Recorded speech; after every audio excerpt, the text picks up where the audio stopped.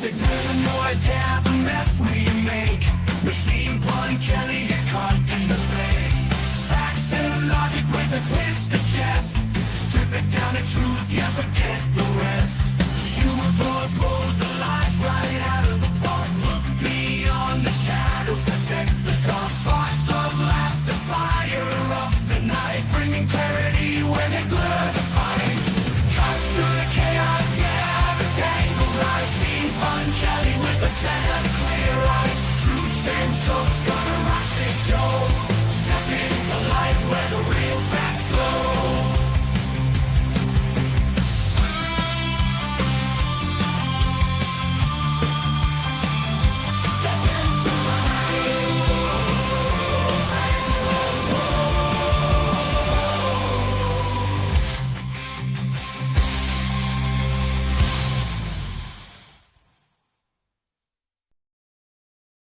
Hello and welcome to the newest edition of The Punch Show. Thanks for joining me. Always glad to have you here. Today, I'm going to avoid all the Epstein stuff for a day. I'm going to avoid all the ACA stuff for a day. I've been wanting to talk about this for a while, and I'm going to devote the whole show to it. And it's in support of illegal immigration. And I say that with a caveat that I think what we need to do is we need to go and change what legal and illegal immigration are. So I'm going to go through in three parts. The first thing I'm going to do is I'm going to talk about the how we are who we are as a nation. Our nation is a history rich in heritage from immigration. From even back in the colonial days up until the present. Who we are as a nation is just completely interwoven with immigration. And I'm going to go in through the details of all of that because I feel like we need to review our history on this. Because if we, in this case, if we haven't learned from our history, we're not going to repeat it. And I know you like they usually like if you don't know your history, you're doomed to repeat it. In this case, the history is positive, and we're going in the opposite direction of what we should be because we haven't learned our history lesson. So first, I'm going to just go through history and the different waves of immigration that came over, how each one built this nation, and how they brought culture with them and established things that have made us who we are today. Even apple pie, you know, the saying, as American as apple pie, American apple pie ain't American. Apples aren't even American. We had to import apples. There were people that actually, the Dutch learned how to harvest and grow apples in America. They're the ones that figured out the seeds and all of that they were able to eventually grow apples here. Apples aren't native to America. So Americans, apple pie isn't American. Hate to break it to you. But we're going to go through all the history of all the different things immigrants have brought to this country. Then I'm going to dive into who can actually immigrate. There's always this kind of, well, why don't you wait in line? 95% of the world, there's no line to wait in. And of the 5% that are, the line can be 50 to 100 years long. There are very few, there's not this easy way to just come over here and immigrate and do it legally and do it right. So I'm going to go through the different types of visas, what you have to do to obtain them, and show just how hard it is to immigrate. And our entire history is immigrants coming and filling the bottom rung ladders, the bottom rung positions, the bottom rung jobs of the ladder. And then they climb the ladder. And that's the American dream. The American dream does not start halfway up the ladder. The American dream starts at the bottom of the ladder. And the people that have been coming here for 400 years and working their way up from the bottom, that's who has made America what it is. So when our current system, we don't have any way to come in and work your way up from the bottom. And as a result, we don't have people taking those jobs. And this is why I say we need to reform our immigration system. So the last thing I'm going to do is go into some ideas on how we can reform it and the cost of reforming it. What do we get out of reforming it versus the cost of mass deportations? The net difference is with our GDP over the next 10 years, it could save us, it could cost us like $8 trillion to deport all the illegal immigrants. It would cost us a lot less to screen them and give them a pathway to citizenship. And in doing so, also generate more money. We can make a couple of $1 trillion off of legalizing immigration again. So that's a difference of $10 trillion. That's about 1/3 of our GDP. So let's talk the facts. So first, I'm going to share with you my screen here, and I'm going to be on this other screen reading through this. So don't get offended if I don't read to a comment right away. But let's start from the beginning. America, the sum of immigration. By the way, I'll have all of these dashboards linked in the comments, so that you can go back and look over these if you're interested in them. So every aspect of American life, from infrastructure we use, the food we eat, to the music we love, was built, created, and enriched by immigrants. And I just say, we are the sum of our immigration. We are not people, we are not just a country that has allowed people to immigrate to.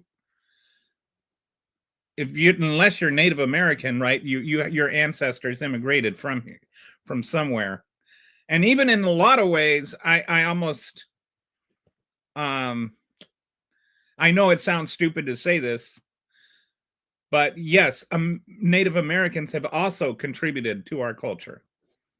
And some people probably think of, like Britain as being the, real America, and Native Americans as being the, immigrants, because they're the minority community. But no, English people were immigrants. But anyway, the Native Americans, like, one thing that you may not realize this, but American football.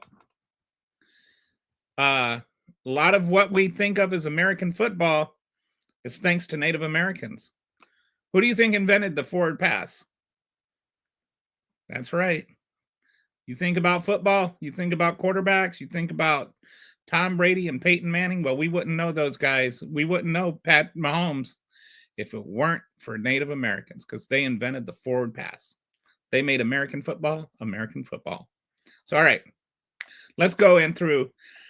This is just, I went through 15 groups, 400 years of immigration, and these are the waves that have come over at different times. And about 85 million people have immigrated here since 1607. So that's a huge part of our population is from that. And, obviously some of us are descended. So, okay, so in the early English colonies, they built what eventually became our cities. They built the early road systems. They built the early ports.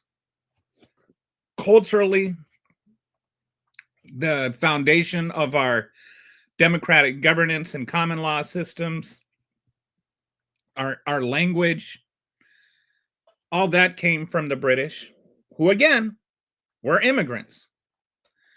Our institutions like Harvard, Yale, and colonial colleges, town hall meetings, public education systems, and apple pie brought over from the English, roast dinners, biscuits and gravy.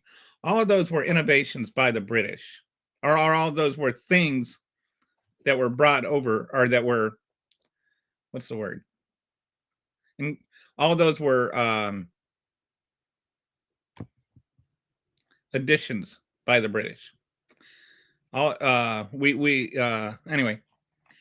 So the Dutch also came over in those colonial times. And you know what city we got from the Dutch? New York City. And they built our canal systems, and they built the Manhattan street grid, the foundation of New York City, the greatest city in the world, right? Due to immigrants. We get Santa Claus from the Dutch. We get Easter eggs from the Dutch.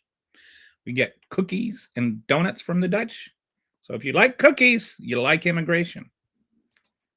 Then institutions such as our stock market and the religious tolerance precedents. Like we talk a lot about separation of church and state, and the British. The you know who persecuted more Christians than anybody else is other Christians. And so when we talk about like just making Christianity like a national religion, or putting the Bible in schools and stuff like that, it's only a matter of time before who's a real Christian becomes the issue, right? Look at these MAGAs. This is how they behave.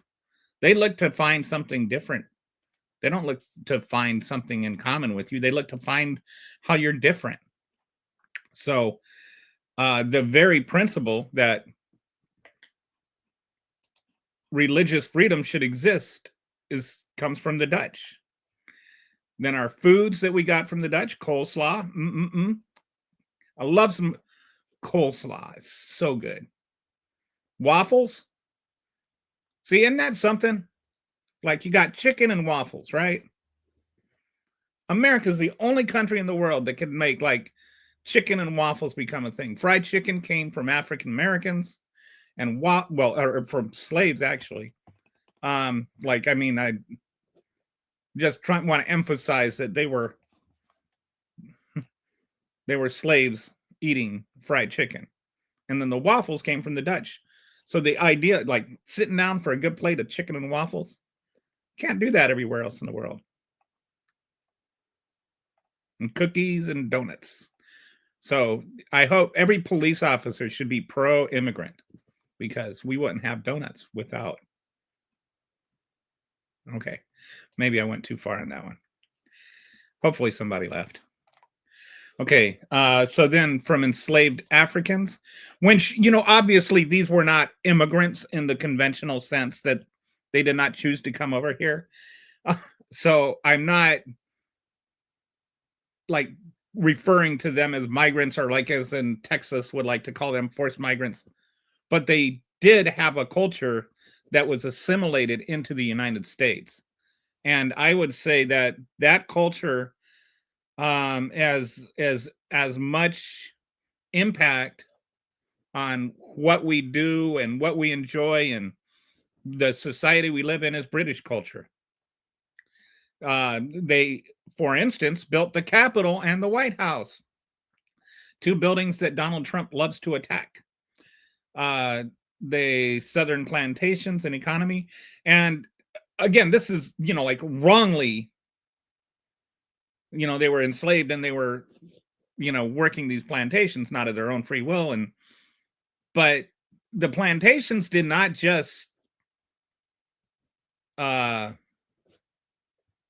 weren't just the basis for this economy in the South. The factories in the North and the textile factories in the North, they weren't using imported cotton. They were using U.S. cotton. They were using American cotton. And so a lot of the northern industries also depended on the slave labor, which is why a lot of the northerners also were really concerned about freeing slaves, even though they weren't slave states. They developed rice cultivation systems. And when we started building the railroads, one of the key groups that helped build the railroads were the freed slaves. So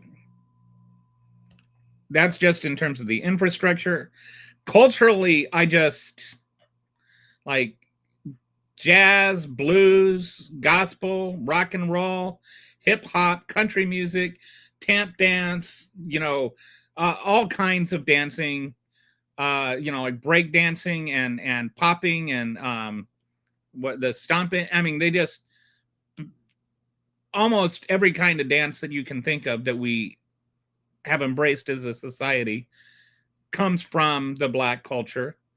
And if you've never like there's a something called polyrhythmic and callback, which is derived from African culture, not African American culture, actual African culture, like West African culture that came over here. Polyrhythmic means like you've got two rhythms going on at the same time. And it's become like the basis for like jazz music and a lot of extensions of jazz music. And then like there's so many ways where where we've incorporated things into our vernacular. Like like if you've ever heard of shotgun houses, they would build these houses on these rows where they were skinny, and there would just be like a series of rooms going straight back. Like you'd have the living room and the and so it's like just a series of rooms that were going straight back, and they were called shotgun houses because you could fire a shotgun and go through every single room in the house with one shot. But that was an expression that they came up with. Our food, I love it when they talk when you have white people, white Southerners, MAGAs, and Confederate flag celebrators talking about the I'm sorry, Ghostman, I'm just looking at your comment. What is the source for what?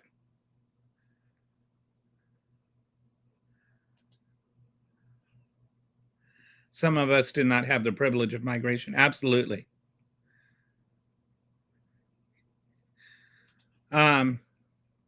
So I hope you're still there. I don't want you to misunderstand me. I'm not saying that, Black Americans wanted to come over here. I am certainly not saying that. So anyway, their innovations, George Washington Carver, everybody's heard of him and his innovations with peanuts, but he went way beyond that. A lot of how we grew as a country had to do with his agricultural innovations, his improvements on just a number of things. And I think, if I remember correctly, he invented like over 400 things, and I think he only patented one thing because he thought that his invention should be used for good. If you've never heard of Charles Drew, this is an interesting story. Charles Drew invented the procedure to separate red blood cells from plasma. And in doing so, he allowed it so that you could store blood longer. And that led to the ability to do blood transfusions and to have blood banks. So just think, every single person that's had a surgery or a blood transfusion or anybody that's ever received blood in their entire lives owes something to this man, Charles Drew.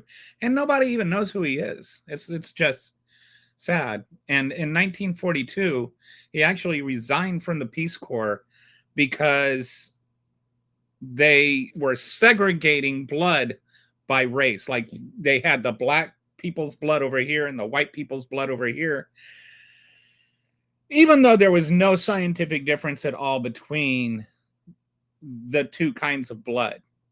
And so he felt that segregation was unethical. And so he resigned from the Red Cross. Even the Red Cross has a racist history. I did not know that. Anyway, it's sad. It's sad when you learn some things. And this is something else I want to go into, is like parallel to all of these immigration groups coming over and building things and making America what she is. There was always people that were complaining about the immigrants. This is not a new argument that we've had. It's the same stupid argument we've been having for 400 years. The Irish, there's no Irish need apply, was a famous acronym. They just write Nina on a sign, and they slap it up on the window, and it's just sad. So then Garrett Morgan, he invented the traffic light.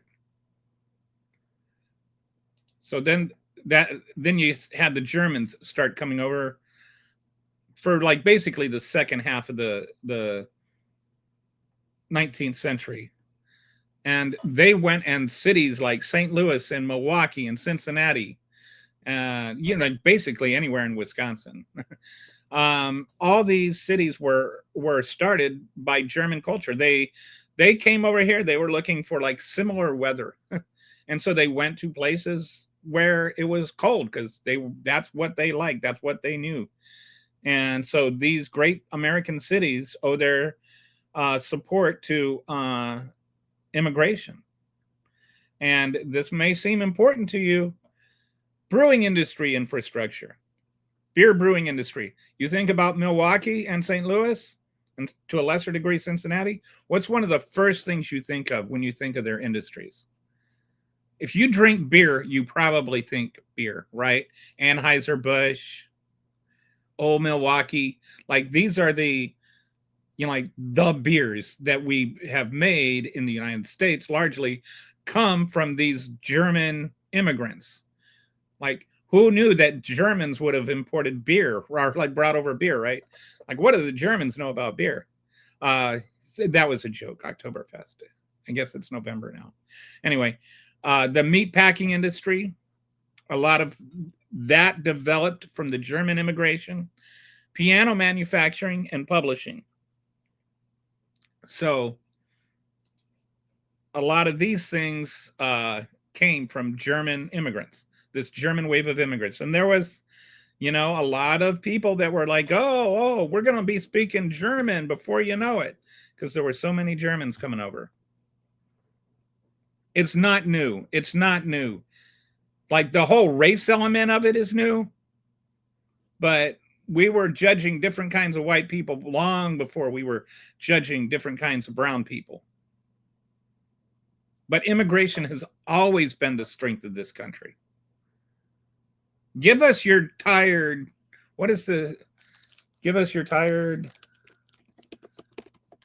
sorry. What is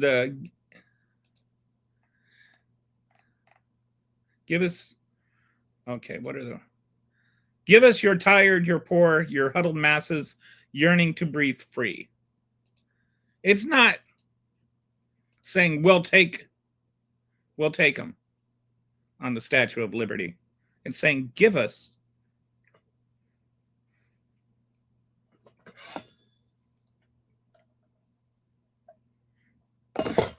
We need to learn to live up to that again. Hey, we'll take your tired. We'll take your poor. Give them to us. You don't want them? Give them to us. Donald Trump says, oh, they're not sending us their best and brightest. Okay, don't send us your best and brightest. Just send us your tired. Send us your poor. Send us your hungry. Send us those who are longing to be free. Because that's what made America. Donald Trump didn't make America. Immigrants made America. Donald Trump can't make America great again. Because what is great about America came from immigrants. So, what are some other things? Kindergarten. Kindergarten is literally a German word. Our Christmas tree tradition, you know. Oh, Tannenbaum. Oh, Tannenbaum. Symphony orchestras like Beethoven, Mozart, German, and physical ed, gym classes, like gym class, German. Food, like some of these hamburgers and hot dogs. You want to talk about two more American foods that we talk about as American foods? Hamburgers and hot dogs. Go to any grill, thank the Germans. Go to any cookout, thank the Germans. The Germans are responsible for that. The pretzels, the sauerkraut, the beer culture, the delicatessens. Like, you just go to a cookout and tell me that you don't want immigration. And it's not just it's not just that food either. The barbecue, thank you for the Africans' heritage. That's where we got that from. All our barbecue techniques come from the slaves.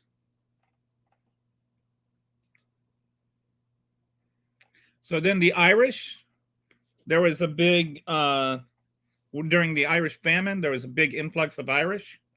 They helped build the Transcontinental Railroad.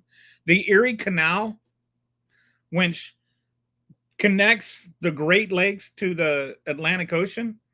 We have that thanks to immigration. It's the Irish that dug that.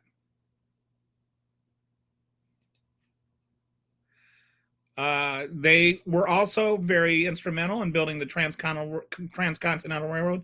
The Transcontinental Railroad is really something. You had so many different groups that came together to put that together.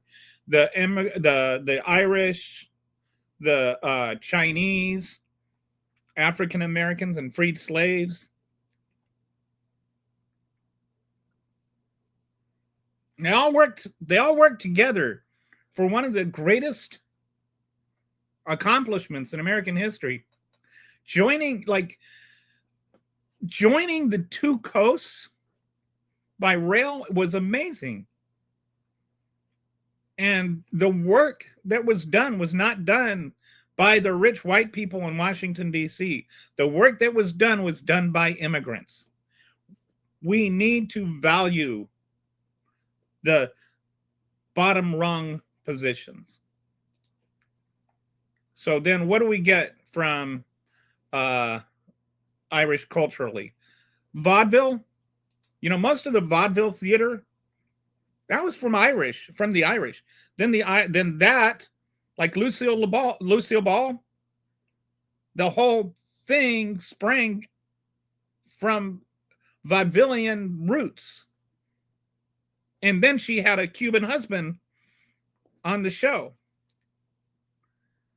So, you know, like now that became like the genesis of the sitcom. So you sit down and you watch TV, you turn on a sitcom, thank the Irish. St. Patrick's Day celebrations, of course, everybody knows that's Irish.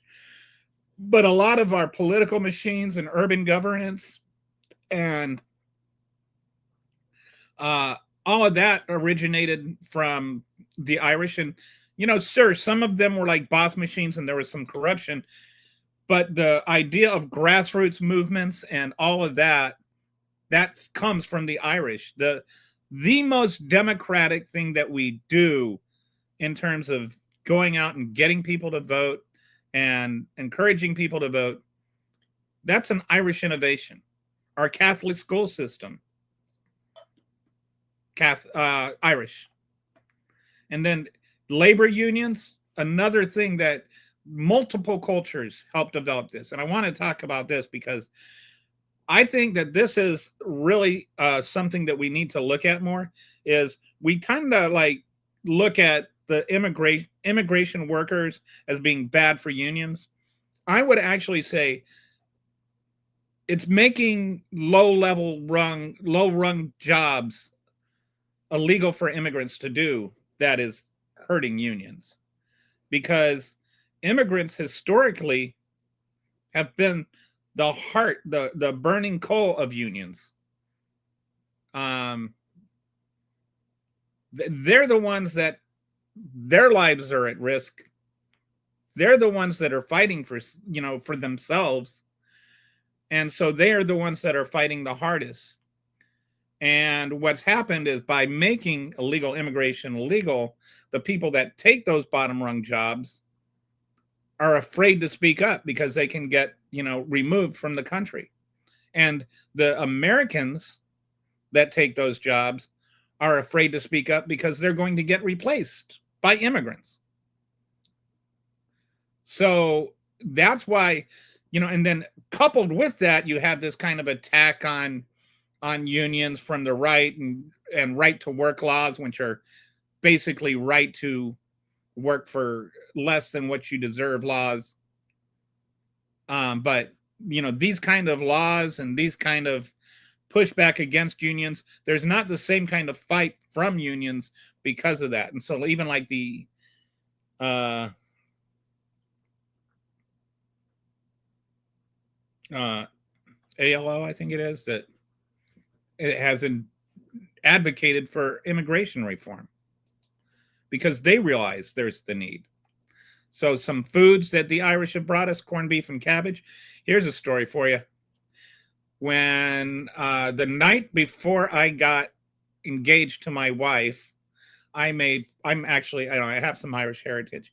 And so I made corned beef cash for my, or I made corned beef for my wife the night before we got married, or before we got engaged. And it was the first time she ever had it. And I'm not saying it's part of the reason she said yes, but I think it's part of the reason she has said yes. It's now her favorite food. She loves corned beef. She never had it before. But anyway, corned beef is yums. So if you like corned beef, thank the Irish. Then the Chinese, they came over here during the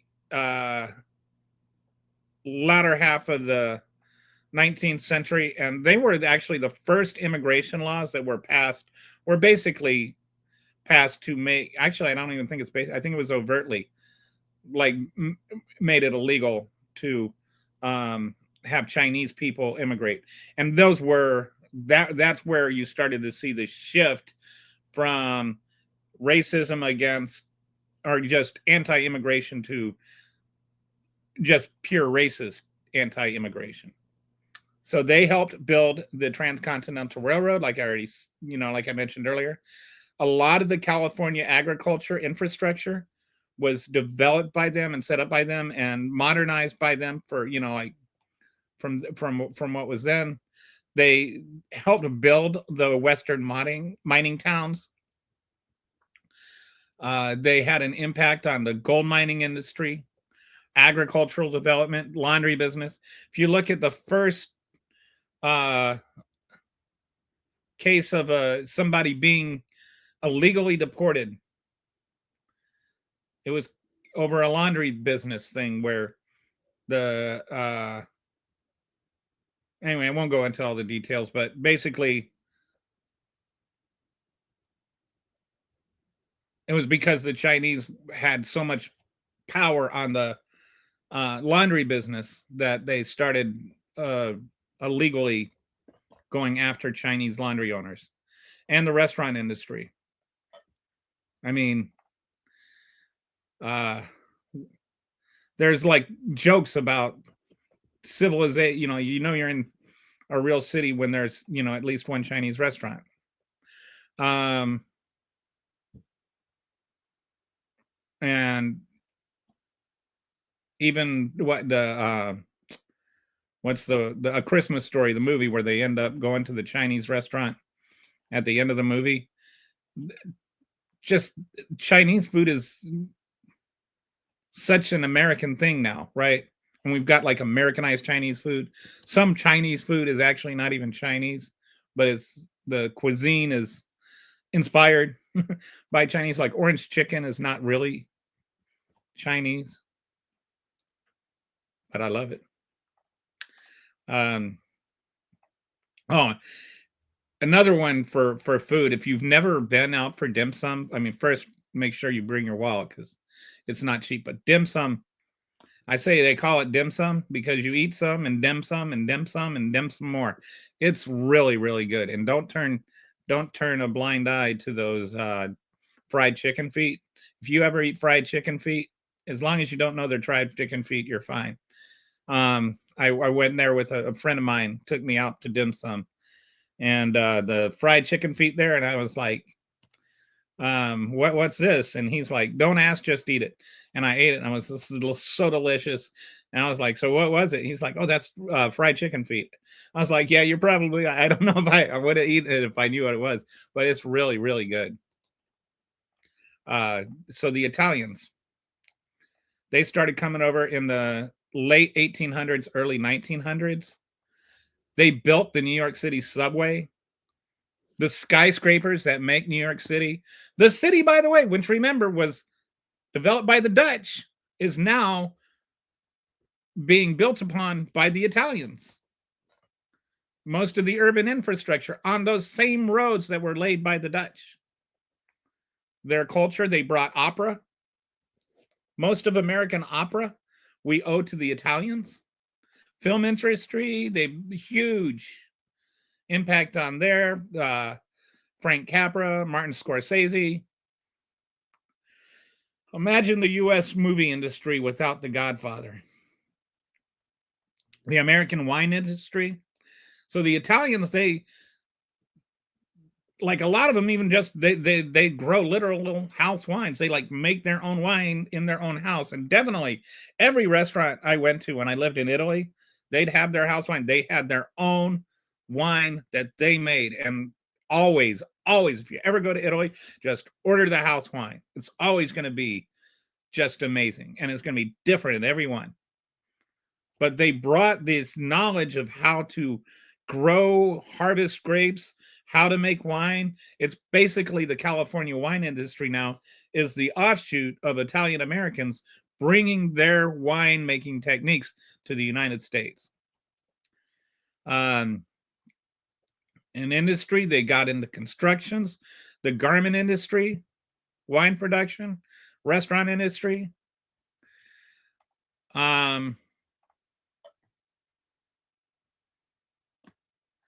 Food. I don't think I need to tell you about Italian food, right? You know, pizza, pasta dishes, Italian American cuisine. I mean, just think espresso. So, like, even Starbucks, for instance, we wouldn't have Starbucks without immigration because we wouldn't have like all these, you know, like fancy coffees that we learn to appreciate without the Italians bringing over espresso. It's such a tapestry of what we have and how one culture will bring over one thing and then another culture will bring over another thing, but they'll also build on top of that other thing. So we have something unique and beautiful that's not there anywhere else in the world, where all of these things come together.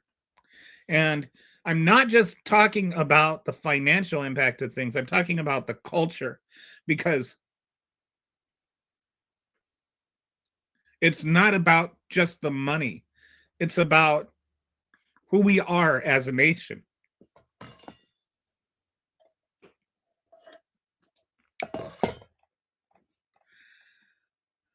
And I think if I'm pretty sure ice cream came from gelato, not the other way around. So in some ways, I believe the Italians are responsible for ice cream. Like, just think about that. Think about life without ice cream. Okay, so then the Eastern European and Jews in the 1880s into 1924, the Jews were getting persecuted in Eastern Europe and Western Europe. And so they started to flee. And one of the places some of them came was the United States.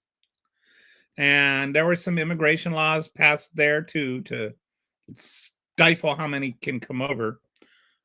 And this was like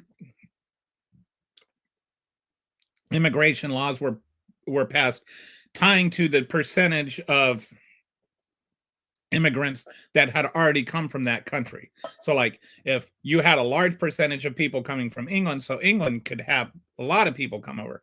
But Eastern Europeans, Lithuania didn't have so many people coming over, so they couldn't have as many immigrants.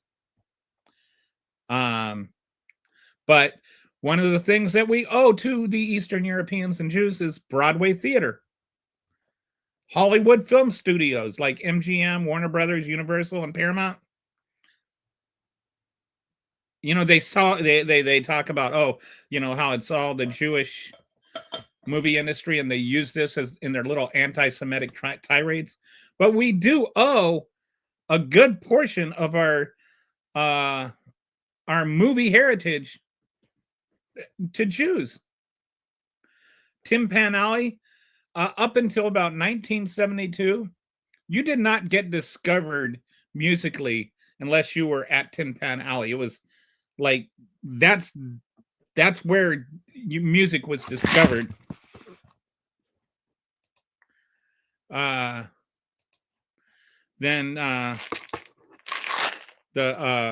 sorry, gotta situate my laptop here.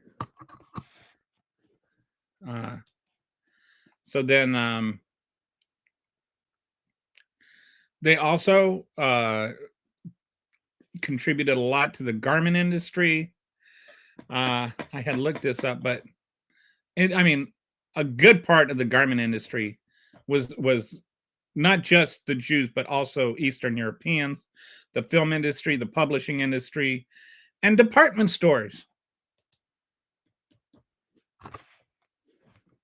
So, I mean, you just think about, go through your life, go through a day in your life, and what you do during that day, and how much of what we've talked about today, how much of that are you experiencing? How much of your personal daily life is a result of immigration? They also contributed to labor unions. The labor unions are like the railroads, where it's you had different aspects of it where they would fight for different things in different industries, but the Jews and Eastern Europeans had a huge impact on that, and in social justice movements. When segregation, when they were fighting against segregation, blacks had no greater allies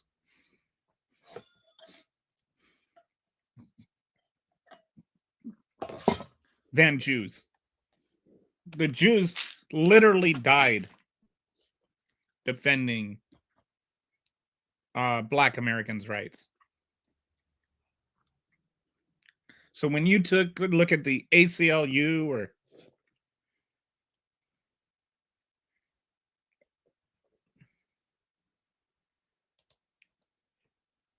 like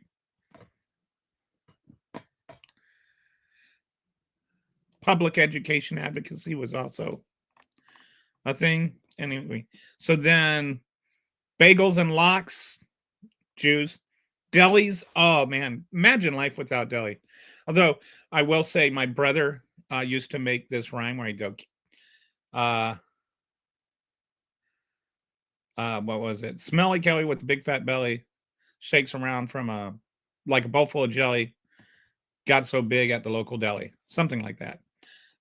But Kelly is not a name that rhymes with flattering words. And pickles. So I think you go into a cookout and you have a hamburger that we got from Germany, and you got some cookies that you got from the Dutch, and you got the pickles on the hamburgers that you got from the Jews.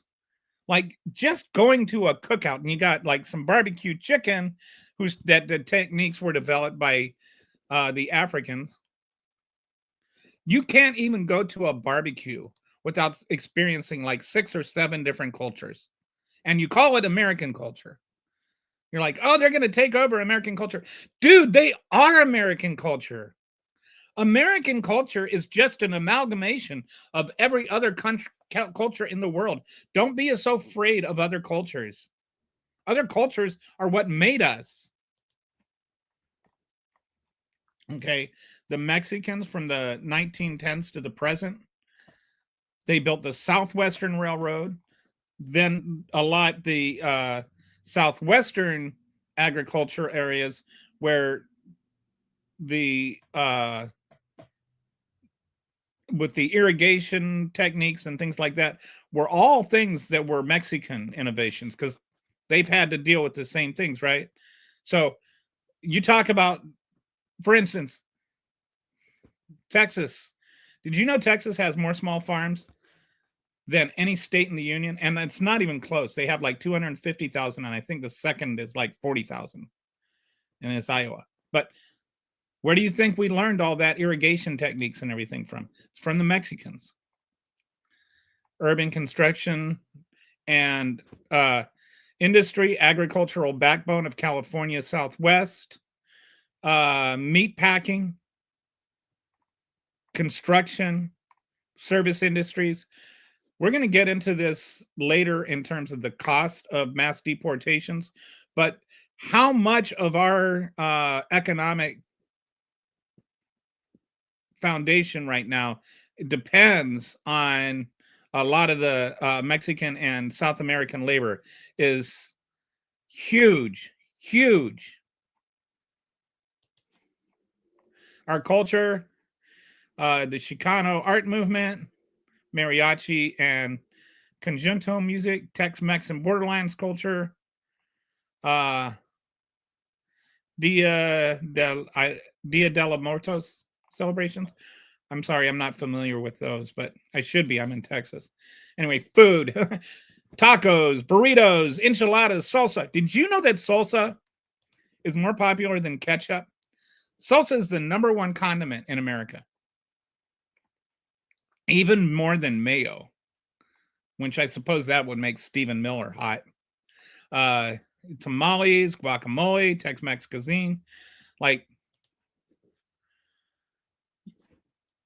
it's easy to find a good Mexican restaurant almost anywhere you go, because there's a good Mexican cook almost everywhere you go. It's just, and you go to American restaurants, you get nachos in like virtually every American restaurant, right? Like, it's not just Mexican food anymore; it's American food. The Japanese from the 1880s to the present. California agriculture and fishing industry infrastructure. And a lot of people don't know about this. I did not know about it myself until I was preparing for this and looked it up. The Japanese fishing industry was, especially from like the late 1800s up until the internment camps in the 40s. The Japanese, they developed ships, they developed techniques, they incorporated new kinds of fish into our market, including tuna fish. We didn't eat tuna fish before the Japanese taught us, hey, tuna is really good. And so they became the heart of the tuna industry. And they developed all these techniques. They developed the shipping places. They developed the fish markets. All of this was Japanese industry. And then when they were interned, we just seized it all and never gave it back to them. And so some of them went and tried to, pick up where they left off, tried opening smaller stores and stuff. But next time you crack open a can of Starburst or Starkist, whatever it is, next time you peel open a can of tuna, thank the Japanese. We have them to thank for that.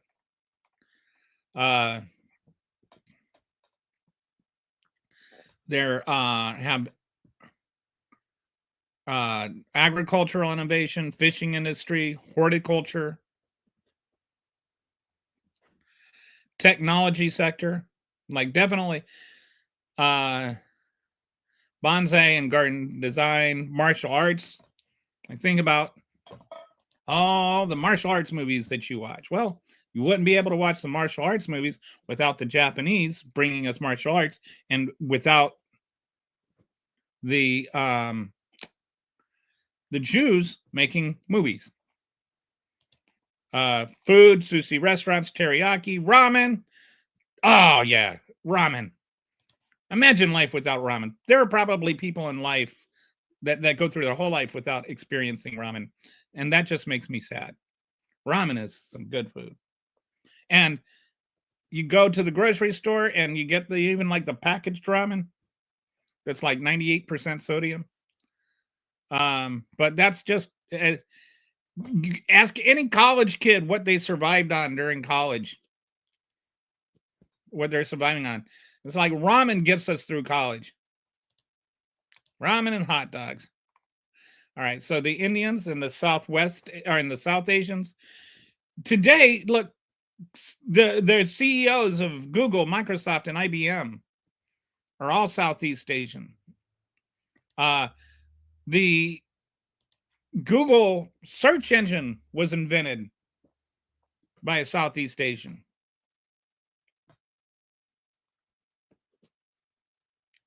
Like the entire the entire tech industry, I think is it like 55% of the tech industry is owned or operated by immigrants, and a lot of those are from Asia or Southeast Asia. There's the medical profession, engineering, hospitality. So yeah, innovation, Silicon Valley tech leadership, medical research, pharmaceutical development, the culture, yoga, mainstream adoption, Bollywood film influence, which is really starting to take off. I think Bollywood's becoming like a thing here. It's obviously a big thing in India, but it's becoming a bigger thing here. Indian restaurants, curry dishes, naan bread. There was a YouTube video where this guy went to a Chinese restaurant and he got like his first taste of chicken masala or it was either chicken masala or butter chicken. Anyway, and where did I go? Sorry. And he was trying it with the naan bread, and he just could not believe what he was eating. Like he had never had naan bread and had no idea how delicious it was. But yeah, go to an Indian restaurant. That this is what I love about living in America, is that you can experience like food from all over the world. The Vietnamese, they make up about 40% of nail technicians now. They also, because again, they're like on this little island, or like so much of their industry is fishing industry. They come over here. They bring fishing innovations. I'm not too familiar with the Vietnamese American literature, so I can't comment on that. I didn't look that up, but the one thing on the food side, spring rolls. Oh my goodness. Oh my goodness. Vietnamese spring rolls are so good. The Filipinos, so much of our healthcare industry right now is from Filipinos, nurses and caregivers, and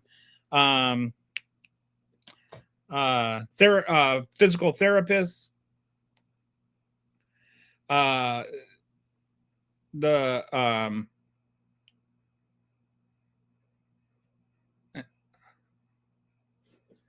The food I want to highlight here, adobo, is so good.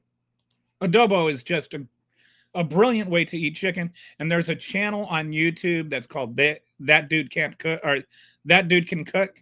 So if you want to learn how to make a good Filipino adobo, go and there he's got a dish on that's really just It's not hard to make. It's delicious. So the Caribbean and the West Indies. I'm kind of getting short on time here, so I'm kind of just cruising through these last ones. But the culture that we get from the Caribbeans, reggae, Bob Marley, such just gets incorporated into thing. And then of course, like jerk chicken, plantains, are so good. And you got like Cuban food, black beans and rice. And then the Middle Eastern and Arab, the grocery stores, like you go up to Michigan, and it's like almost all the grocery stores are owned by Middle Easterners. And what they do is they have one guy come over. He works at a grocery store. He ends up buying a grocery store. Then he brings over his family to work at the grocery store. Then they work their way up and they buy grocery stores. So like now that's like 95% of the grocery stores in Detroit are owned by Arabs. But they're also have a lot of contributions to the medical profession and engineering, architecture, and food, like hummus. Hummus, by the way, if you've never made your own hummus, it's so much better than store-bought hummus, and it's so easy to make. It's actually you would be surprised how easy it is to make. But like those beans when they're freshly, especially if you make them from dry beans. I use dry beans and I just put them in my pressure cooker, turn it on, and then you just toast up some sesame seeds and you throw in the beans and you throw in the sesame seeds into a food processor and you mix it up. And that's about how hard it is to make hummus. And then if I make my own pita bread too, but that's just showing off. Anyway, just think about all this. The point, without immigration, there would be no transcontinental railroad, no jazz, no pizza, no Silicon Valley, no Hollywood, no hip hop, no hamburgers, no sitcoms, no tacos, no internet, no nothing. There would be no America as we know it. Every cultural touchstone, every infrastructure marvel, every food we love, immigrants didn't just contribute to America. They created what America is. And this is one reason why we need to start and think about what we're doing with immigration, because this is how we got to where we are. Who's the next Google, the next guy that's going to create the next Google or the next blood bank? What are the innovations we're excluding from our culture by excluding immigrants? And not just the rich and famous and educated immigrants, but the low-level immigrants. And they come over here and they're just filled with the American dream. Children of immigrants do 26% better than the children of American-born citizens or people born to Americans, like natural-born children of natural-born Americans. So that's because their parents came over here filled with this American dream, and they pumped their kids full of that American dream. And so when we're talking about the immigrants coming over, we can't just talk about the immigrants coming over. We're talking about their children and what they can produce. Stephen Miller thinks they're just going to produce more brown people. I think they're going to create more blood banks, more search engines. They're going to create more tuna industries. They're going to create things that we don't know what they are yet, and we never will know if we just shut them out. But who America is, both in terms of its economic success and its cultural success, and what we do when we just go through our daily life. You cannot separate your life from cultural influences across many, many different immigration waves. So, okay, that's first of all, I just wanted to cover that in detail because I think we need to learn and discuss what it is that we get from immigrants. We need to understand why it's so important. Okay, so now the next thing I want to talk about is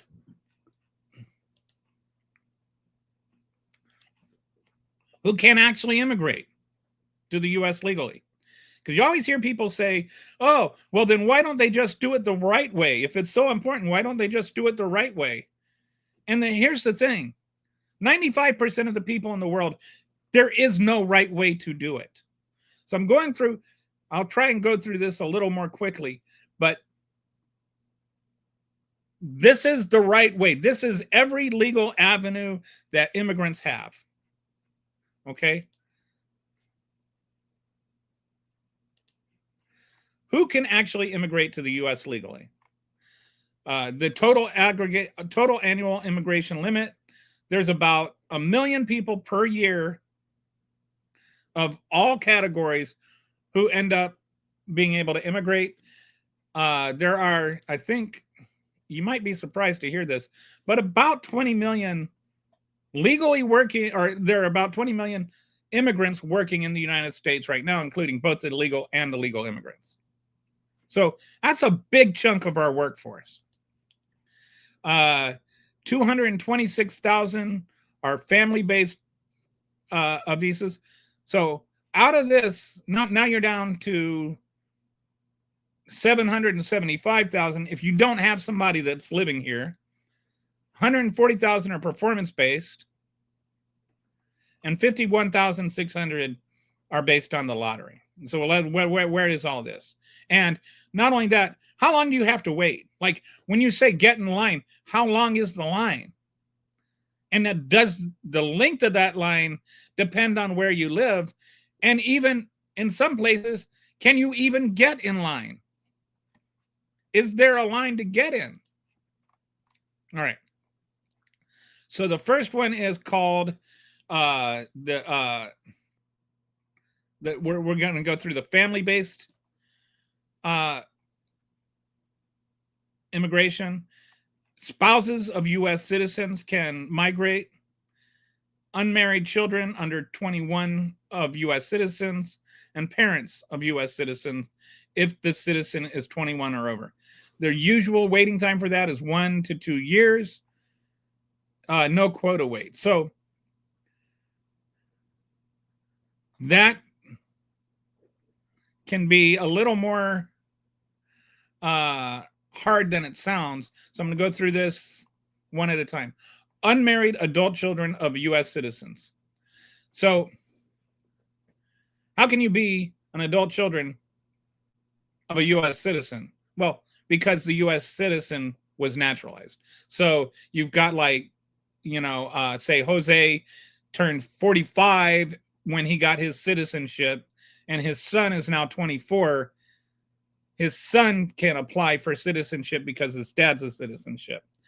So that, obviously this is not applying to they weren't citizens of the United States when their children were born. They became citizens after their children became adults, or in the time of waiting. So the average wait time for this is 7 to 8 years.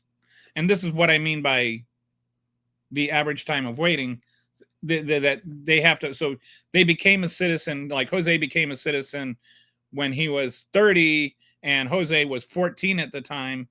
Well, in the time of waiting for Jose to become, or, in the time for Jose's son waiting to become a citizen, he went over 18. And so now he's got to get back in line. Now he's an adult child, or 21, I'm sorry. So, okay, F2A spouses, children of green card holders. And there's a cap on this.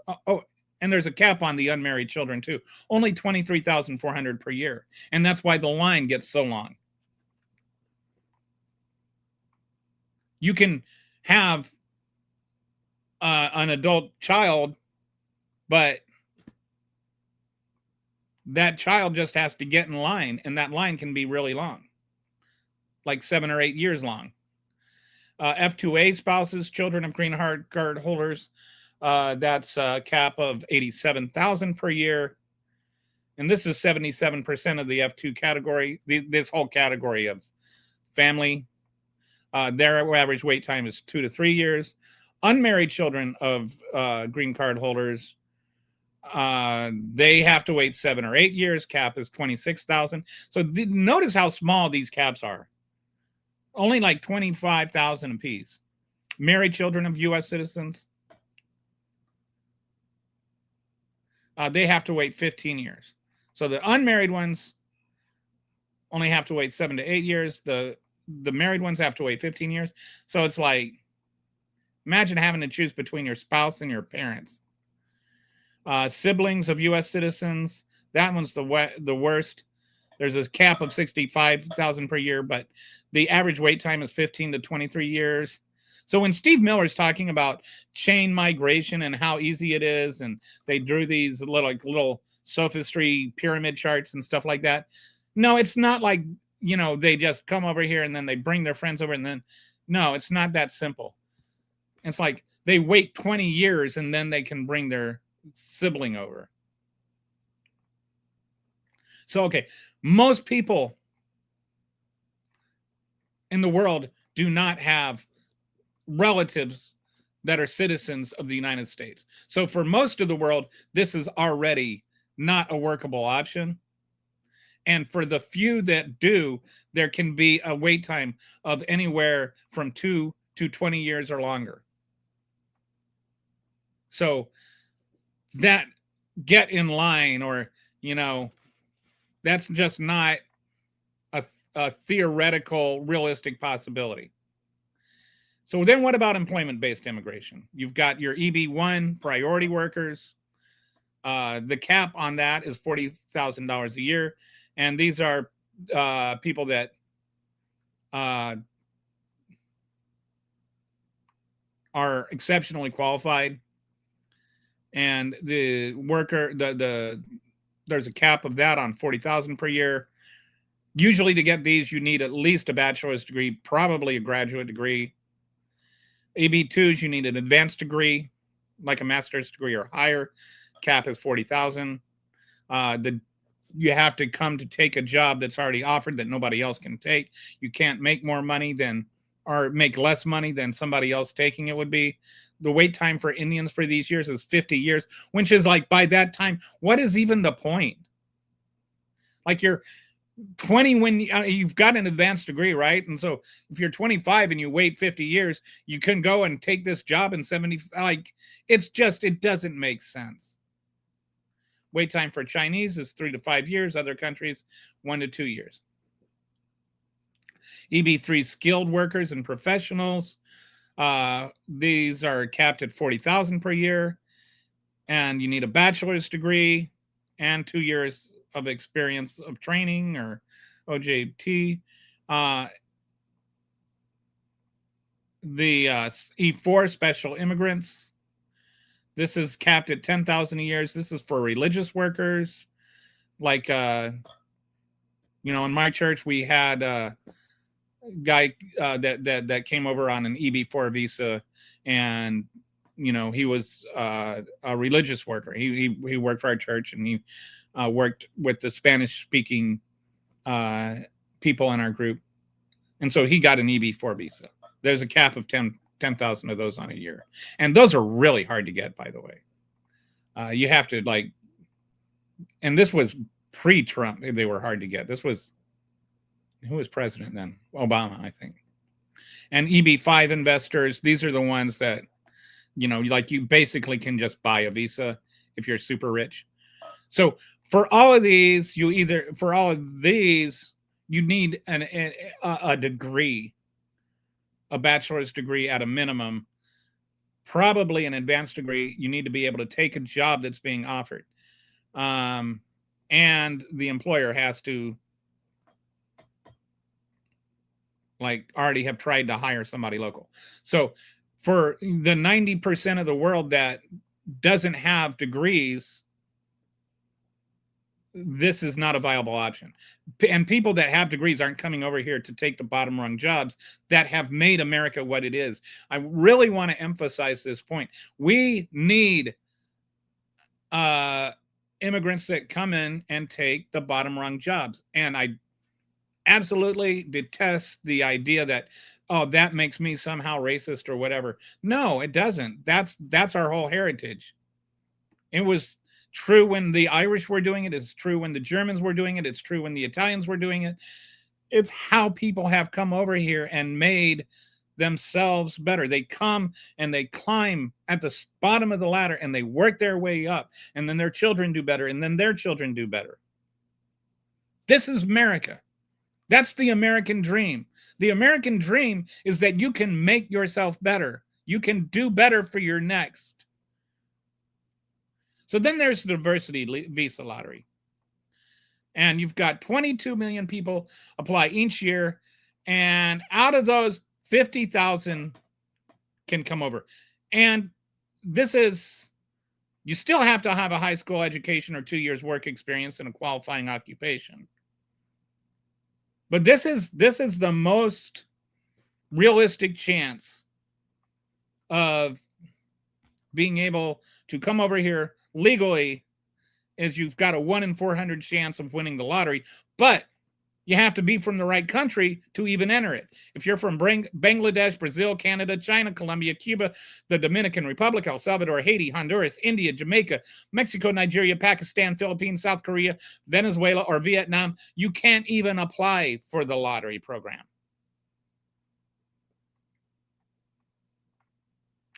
Even if selected in lottery, you're not guaranteed a visa. You must still qualify under all immigration requirements, pass a background check, and prove you won't become a public charge. Public charge means that you won't depend on, government for your living. Okay, then there's the humanitarian and refugee categories. And basically this one, I'll just sum it up real quick. You have to either have your life threatened or become a victim of sex trafficking or something like that. You have to have really, really horrible crap happening to you in order to qualify for one of these. We had a cap of those at 125,000. Donald Trump, in his orange splendor, has reduced that cap to 7,500 people, which is just nasty. So then, the refugees, asylum seekers. Okay. Then you've got your temporary work visas. Okay. And your temporary work visas are exactly what they say. They are temporary. And that means that you can't get a green card on an H-1B, an H-2A, or an H-2B visa. They expire. There's no pathway to citizenship. The H-2A visas, there's no cap on them. I think that they're only good for the season. And in order to get them, you have to live in certain countries. And because if it's a farmer or whatever, then for an agricultural visa, it'd be a farmer, it's going to cost them $10,000 or $7,000 more to bring over somebody on a temporary visa. And they're already struggling on their farms for the most part. And so they have to prove there's no U.S. workers available. Then they have to provide for the transportation. They have to provide for the living situation, like pay for their rent or, provide a place for them to stay. It's one of the reasons why large corporate farms actually have an advantage, because the large corporate farms can just build a bunk and put everybody in there. Your small private farmer doesn't have the money to build that bunk. So anyway, it costs the average farmer, average small farmer, $7,000 more per visa. And this to me is the H-2A visas and the H-2B visas. H-2B visas are basically temporary seasonal jobs that aren't agricultural. So the guy that comes and raises the cows gets an H-2A. The guy that butchers the cow and processes it in the meat factory gets an H-2B visa. And the cap on those is 66,000 per year. I think the number of people that are working in non-agriculture, and this is everything, is like 7 million, something like that. There's like an insane amount of people that almost everybody that is working in construction, or all the undocumented workers, most of those, if they had a temporary legal way to get over here, it would be H-2B visas, and the cap is on 66,000 a year. I think it was 1990 that cap was instituted, and there's been no updates to immigration laws since then. So if you don't have a U.S. citizen or permanent resident as a relative, you have no pathway. If you have no college degree or advanced skills, you have no pathway. If you're from Mexico, Chile, India, Philippines, or higher demand country without those qualifications, you might be able to wait 10 to 50 years due to per country caps, but you're probably not coming over here. You don't have $1 million to drop down on the table for an EB-5 visa. You can't come over here.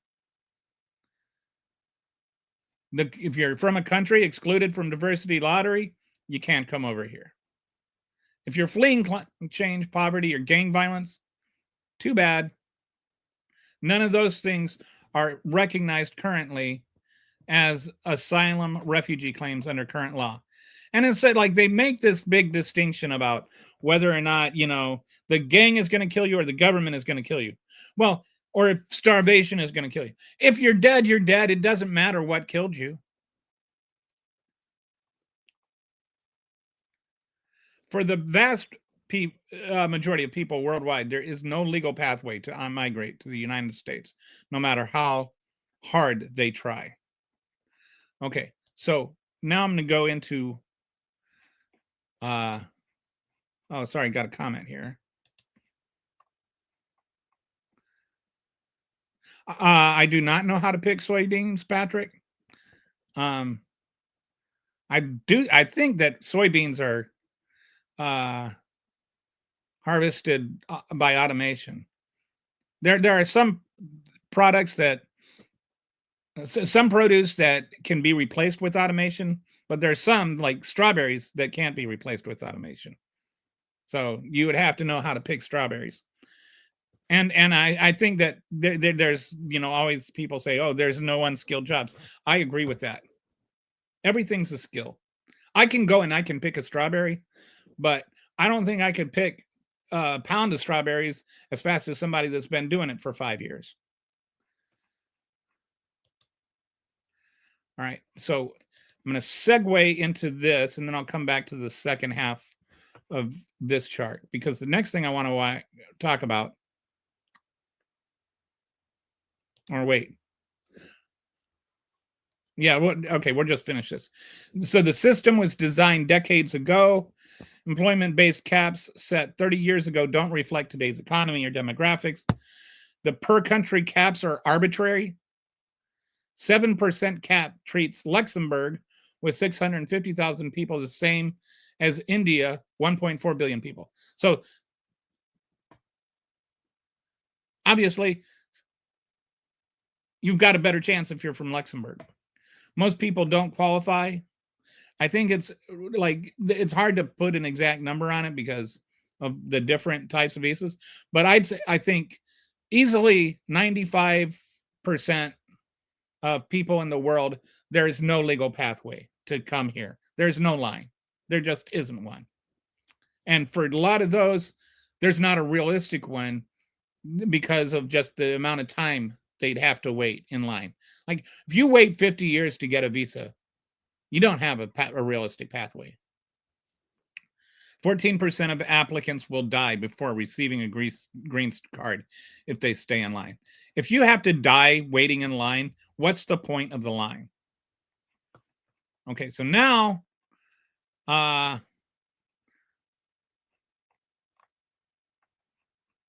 let's talk about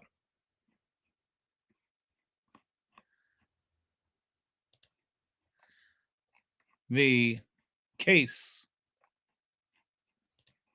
for immigration reform. And this is where I'm, like I talked about in my title, I call it, like the case for illegal immigration. When I say illegal immigration, what I am saying is make immigration legal again. Like, we need to restore this method of having undocumented workers be able to come here and work. That's good for Americans, and that's good for immigrants. That's good for everybody. And what's harmful for everybody is Stephen Miller's way of doing things, which is just deport everybody. So here's the numbers. It cost if to deport 11 million people at one time, like he's trying to do as fast as possible, costs us $315 billion, or we can try and do it over 11 years, and it costs us $968 billion. So that's just the cost of doing the deportation. All right. When you go and you look at the loss of GDP, you do not pack up 11 million people and take them away from their jobs and not impact the GDP. They're actually doing work, which means that the businesses they work for are making money. That also means that they're getting paid, and that means that they're spending money. And so that also has an impact on GDP. And so the annual GDP loss from mass deportation would be 1.1 to 1.7 trillion dollars. And that's like a 5 to 7%, 4.2 to 6.8% reduction in GDP. That means our entire economy is like retracting every year or contracting every year. It means we are in a recession like we haven't seen since 1929. It's devastating to our country. We need to start talking about this more. How devastating it is to our country for these mass deportations. It's not just the money from the jobs they're doing, it's the money from the money they're spending from what they're making. And study after study proves that immigration actually increases domestic labor. So for instance, you get like 50 immigrants working for you at your farm, and you need people to supervise them. And so you have jobs created by the immigrants. And it's, I think, for every million immigrants, there are 44,000 jobs created. And contrarily, for every, I'm sorry, is it 500,000? Something like that. Anyway, the number of jobs, immigrants create jobs for Americans. That's what I'm trying to say. They also, contrary again to what Steve Miller says, Stephen Miller, he just lies. If he said the sky was blue, I would run outside to see what the hell happened to the sky. They pay $76.1 billion in Texas. They pay taxes. They have an ID, even, and they pay taxes. And they don't get the benefit from the taxes that you do. They pay $22.6 billion into Social Security. But because they're not legally here, they don't get Social Security. So, here it is. Due to business closures, reduced customer spending, and supply chain distributions, Americans' job loss per 1 million deported. So it's 88,000 per million. And the contrary exists too. For every million immigrants working here, that creates another 88,000 jobs. So we can lose 88,000 times 11. What is that?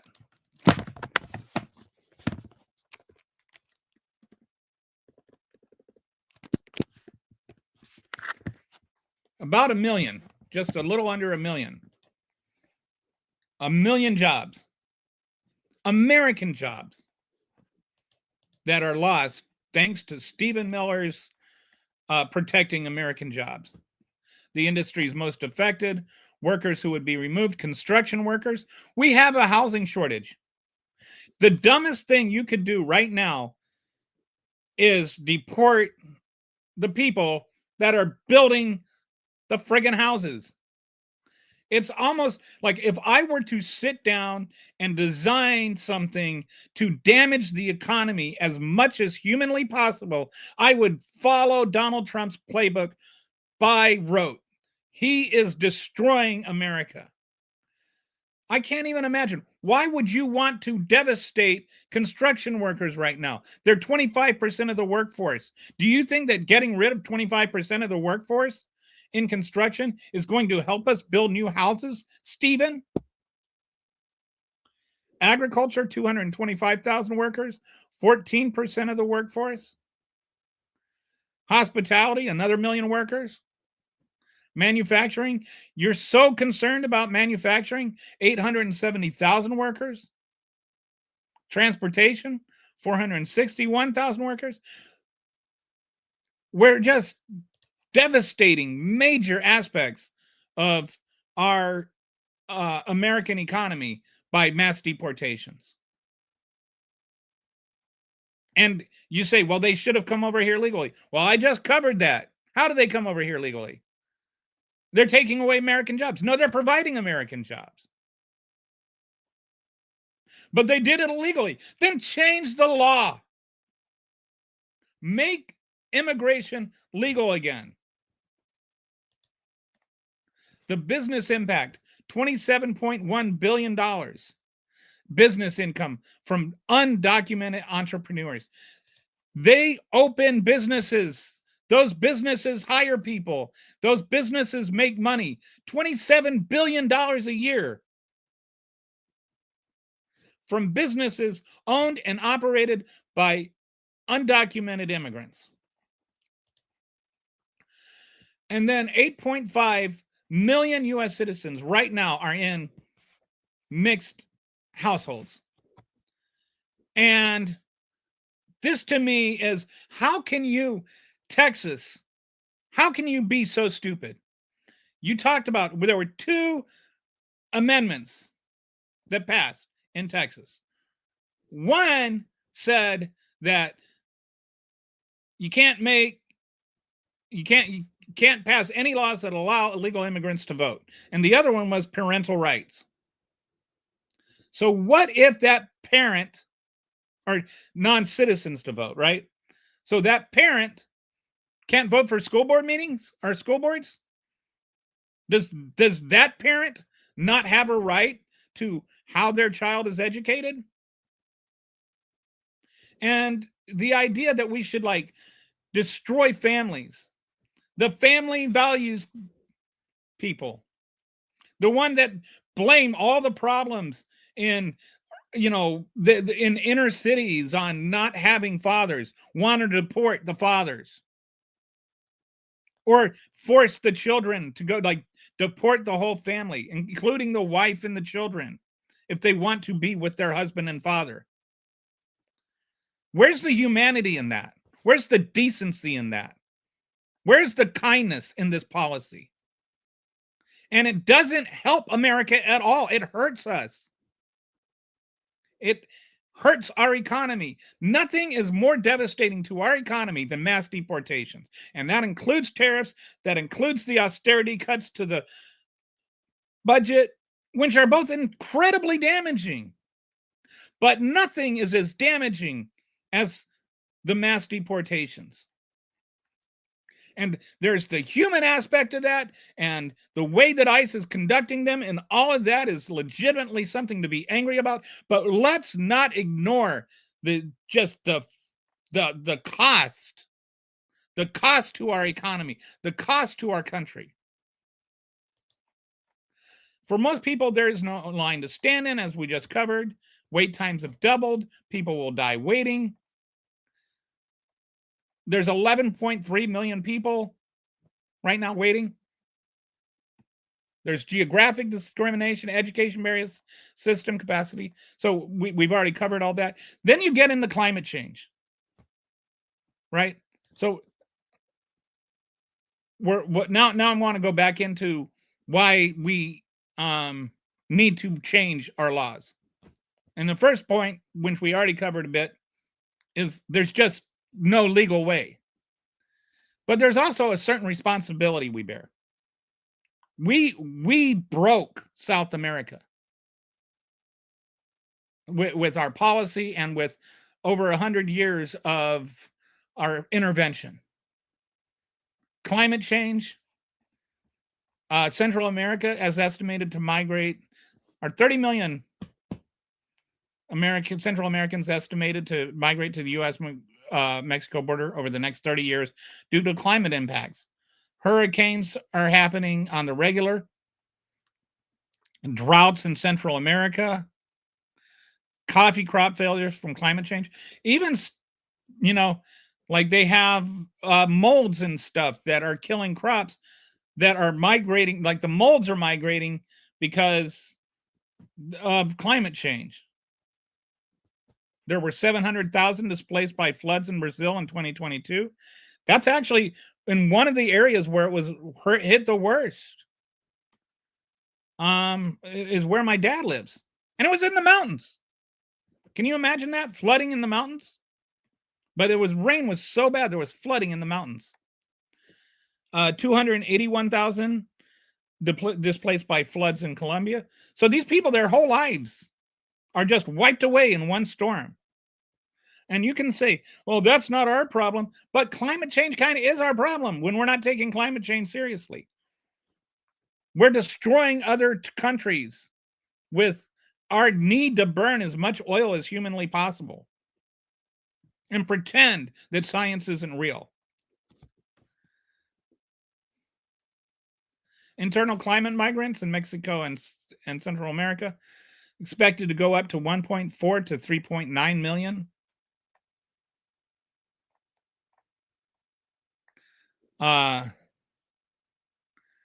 And the thing is, climate refugees have no legal avenue. Like right now, it's not considered a valid reason. But again, if you're going to starve to death or get shot to death by the government, you're just as dead either way. The whole notion of asylum is that you should not be compelled to live in a certain country because you were born there, even if it can, even if leaving it is the only way to save your life. Well, whether you starve to death, whether gangs kill you, or whether the government kills you, you're equally dead all three ways. So this goes into what I was saying about our political intervention. And I'm going to post these dashboards in the links, and you can go through all these and look over them by yourself. But we have succeeded. We have intervened and successfully intervened 41 times in Latin America, overturning governments. 41 times. So the instability, both in terms of economic and social instability there in a lot of those countries, it's the US's fault. We created this mess. We need to clean it up.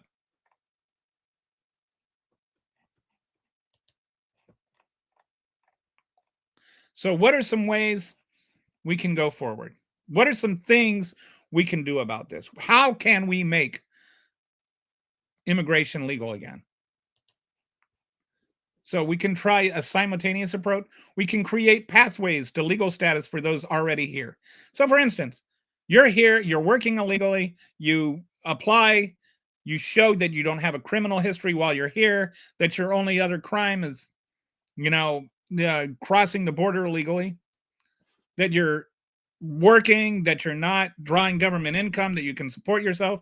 And then we give you a way to get citizenship. And that's good for everyone. And one thing that I would like to point out that this does is, like I always hear this invalid, silly argument from the right that, oh, you just want to send, they say, oh, you're just saying who's going to pick our cotton. And no, you're saying send the freed slaves back to Africa. What I'm saying is we should have given the mule, the freed slaves 40 acres and a mule like we promised. Like when we give them a pathway to citizenship, when we give undocumented workers a pathway to citizenship, we actually empower them. We empower them to fight with unions to get equitable pay for equitable work. And then that also raises the floor for natural American citizens. It works out better for everybody. And it even, for the MAGA farmer who has to hire immigrants to keep his business, he has a way to do it without a guilty conscience. And he can still afford to pay his workers what he's supposed to pay them. His business can actually grow. We need to overhaul the quota system to match modern reality, allow more people to come over here, remove per country caps that create discretionary wait times, increase employment-based visas beyond 140,000 a year, change enforcement priorities away from families and workers. So basically, allow more people to come over here, make immigration legal again. The quotas are ridiculous. Like 24,000 for, wives of citizens. So if we do this, it makes more economic sense. We, instead of contracting by 6 or 7%, we actually grow. Studies show if we just gave citizens or gave people that are here a pathway to citizenship, we would actually grow the GDP by almost $2 trillion over the next 10 years, instead of shrinking it by $7 trillion over the next 10 years. That's almost a $10 trillion difference between providing a pathway for citizenship and mass deportations. What makes more sense to you? Having $2 trillion more dollars or $8 trillion less dollars? And it saves us $1 billion in enforcement costs. It saves us from humiliation of having to have the entire world watch how we abuse people, and brown women picking up kids at grade school. We maintain our GDP growth and tax revenue. Don't forget about the tax revenue. These people do pay taxes. You're concerned about the debt? Well, what if I told you there was a way that we could spend $1 trillion less dollars and make $1 trillion more? If you care about the national debt, allow for a pathway to citizenship instead of mass deportations, because that will pay down the debt quicker than mass deportations were. Protect American jobs that depend on a full economy. And that's the thing that I think is counterintuitive, that a lot of people do not understand. Legalizing mass immigration actually provides more American jobs. It does not take American jobs. There's a reason they're taking jobs that nobody else wants, because they're available, and they're available because nobody wants them. They're willing to come over here. They love America so much, they're willing to come over here and harvest strawberries and do whatever else so that their kids can maybe graduate from a good school and go to college, and their kids can have a better life. This is how we have gone as a nation for 400 years. Do you think that there's a good reason to stop it right now? We're always going to need strawberry pickers. So give people a chance to come over and pick strawberries and earn their way to a better life. They're not getting handouts. It's not about them being lazy. You want to call a strawberry picker lazy? You get your ass out into one of those strawberry fields and work for 1 hour, and then you tell me they're lazy.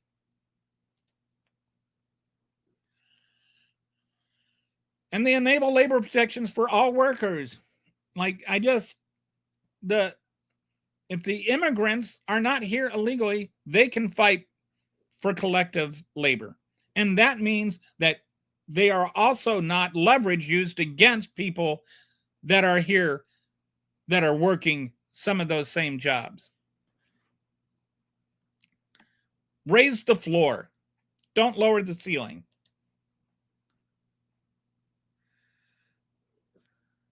So we have a historical responsibility because we have created this mess. We've supported community-led, we need to support community-led climate resilience programs because we have caused so much of the climate change. We need to acknowledge U.S. role in destabilizing source countries and stop doing it. People don't understand that, like, what one thing Kamala Harris did that she did not get credit for, that she deserves credit for, is she worked with the triangle countries in Central America to establish U.S. businesses there that caused new jobs to grow, and those new jobs meant that people stayed. She reduced the number of people that were trying to run to America by producing opportunities and incentives for them to stay in Guatemala and Honduras. We need to think of ways not just to, there's in immigration, there's what they call a push and pull factor. A push factor is what is driving people out, and the pull factor is what is drawing people in.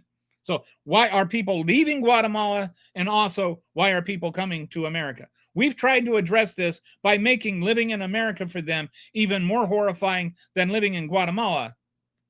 Well, what if we made it that the U.S. businesses can invest there, they can make money and make it more palatable for the Guatemalans to stay. They don't like walking across half a continent with their children in order to save their children's lives. They'd like another choice. Give them one. Work on the push factors. Reduce the push factors. Don't just make the pull factors more and more antagonistic. And I think we need to create some climate refugee protections.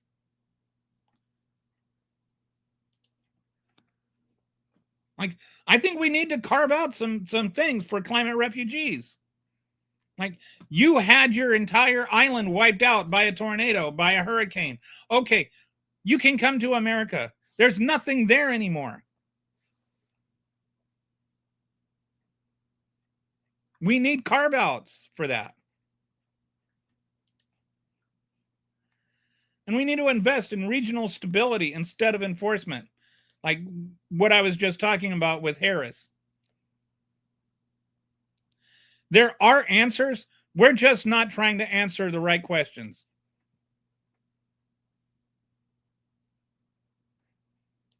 And we can either make America great again by making immigration legal again, or we can just continue pretending that all the issues we've ever had are all because of the brown people coming over the border. And I just want to emphasize this one last part. Anti-immigration, excuse me, want to reiterate, anti-immigration rhetoric is not new. It goes back as far as immigration. Benjamin Franklin was anti-immigration. He said that the Dutch coming over were going to ruin everything. They were going to ruin Pennsylvania. They were going to make it so that the language was Dutch, and, you know, they wouldn't respect the English. Well, he was wrong. But Benjamin Franklin was anti-immigrant. And instead what we got was New York City.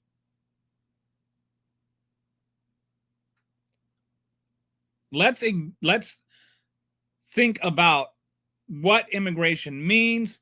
Let's stop making it about, oh, just send us your best and brightest. No, send us your tired and poor. Send us your hungry. Send us your longing to be free.